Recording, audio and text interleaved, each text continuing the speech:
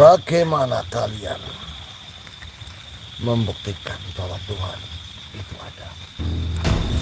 Hidup di dunia menimbulkan banyak pertanyaan yang membingungkan. Pertanyaan unik dilontarkan sosok Jin Sakti dalam channel Running Mystery. Kenapa kita hidup di bumi? Siapa yang menciptakan kita dan alam semesta? Kenapa penderitaan dan peperangan sepertinya tidak pernah berakhir? Jika Tuhan itu ada, apa buktinya? Kenapa beliau membiarkan segala keburukan itu? Adakah jawaban yang relevan untuk menjawab semua pertanyaan aneh itu? Leluhur mengajari kita menemukan jawaban itu lewat agama. Masalahnya jumlah agama lebih dari satu, yang membuat kita sudahlah. Antar agama juga mengadakan perang ideologi, membuat semua menjadi rumit. Beras sudah habis, istri menjerit, terpaksa goyang sakbor solusinya. Dalam kekalutan ini kita berpikir, jika Tuhan itu ada seharusnya beliau hanya satu. Perbedaan agama hanyalah jalan yang pernah dilalui manusia untuk mencapainya. Karena batin kita tahu esensi semua agama itu sama, menuju yang maha kuasa.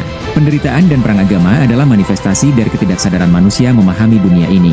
Zaman dahulu leluhur mengenal Tuhan sebagai kosong tapi berisi, berisi tapi kosong. Hal yang paling identik dengan makna dari kalimat itu adalah sebuah mimpi, mimpi dari Tuhan. Dalam sains partikel terkecil yang mampu diobservasi ilmuwan disebut kuark. Setelah kuark sudah tidak bisa disebut materi, karena sudah menganut sifat gelombang.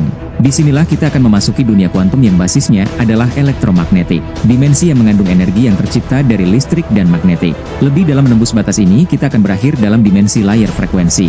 Menyelami frekuensi, kita akan menemukan dimensi vibrasi atau getaran.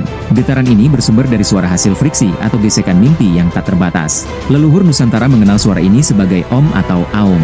Basis dibuatnya genta atau lonceng yang berdenging. Bahkan di era bangsa Tartaria dibuat lonceng ukuran raksasa. Anda menonton video ini adalah bagian dari salah satu mimpi yang maha kuasa.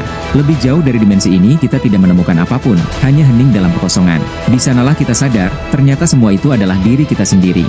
Penderitaan dunia adalah efek karena kita tidak pernah kembali ke tempat itu. Kita terjebak dalam dunia hasil manifestasi dari vibrasi dan frekuensi rendah. Oleh karena itu rasa marah, sedih, kecewa dan lainnya akan memerlukan ikatan dunia. Sementara cinta, senang dan bahagia tidak memerlukan ikatan duniawi. Karena itu leluhur Nusantara mengajari kita untuk belajar ikhlas dan bersyukur.